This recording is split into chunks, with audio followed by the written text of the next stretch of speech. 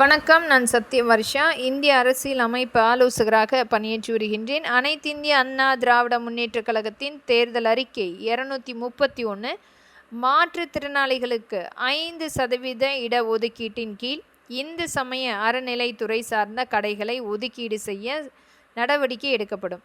தேர்தல் அறிக்கை 232 பார்வையற்ற மாற்றுத்திறனாளிகளை கடுமையாக பாதிப்படைந்தவர்கள் பட்டியலில் இணைத்து பராமரிப்பு உதவித்தொகை உயர்த்தி வழங்கிட நடவடிக்கை எடுக்கப்படும். தேர்தல் அறிக்கை 233 ஒரு கண் பாதிப்புக்கு உள்ளானவர்களை குறைந்த பார்வை உடையவர்களென பட்டியலில் சேர்த்து மாற்றுத்திறனாளி அடையாள அட்டை மற்றும் அரசு நல திட்ட உதவிகள் பெற வழிவகை செய்யப்படும். தேர்தல் அறிக்கை 234 ஆட்டிசம் போன்ற பாதிப்புக்குள்ளான அறிவுசார் வளர்ச்சி குறைபாடு உடைய குழந்தைகளுக்கென அரசு சிறப்பு பள்ளிகள் உருவாக்கப்படும். ஆதி திராவிடர் நலன்.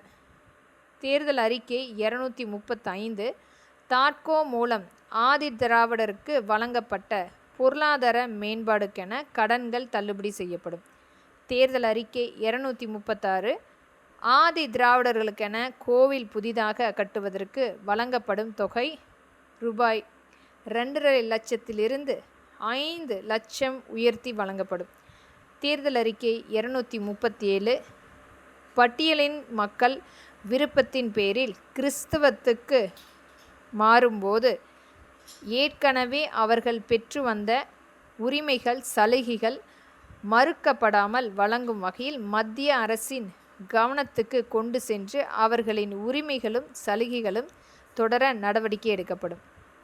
தேர்தல் அறிக்கை 238 ஆதி திராவிடர் பழங்குடியினர் பகுதியில் உள்ள மயானங்கள் ஆக்கிரமிப்பில் இருந்து மீட்டெடுத்து சுற்றுச்சுவர் அமைக்கப்படும்.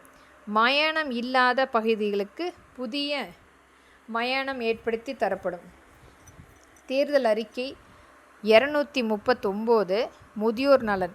ரயில்வே துறையில் ஏற்கனவே நடைமுறையில் இருந்து வந்த சீனியர் சிட்டிசன் மற்றும் பத்திரிகையாளர்களுக்கு இருந்து வந்த 50% ஃபேர் கன்செஷன் மீண்டும் வழங்க வலியுறுத்தப்படும். தேர்தல் அறிக்கை 240 முதியோர் பாதுகாப்பினை உறுதி செய்வதற்கு ஏதுவாக தனியாக வசிக்கும் முதியோர் வீடுகளில் காவலர்கள் வந்து செல்லும் பட்ட புத்தகங்கள் பராமரிக்கப்படும். நன்றி.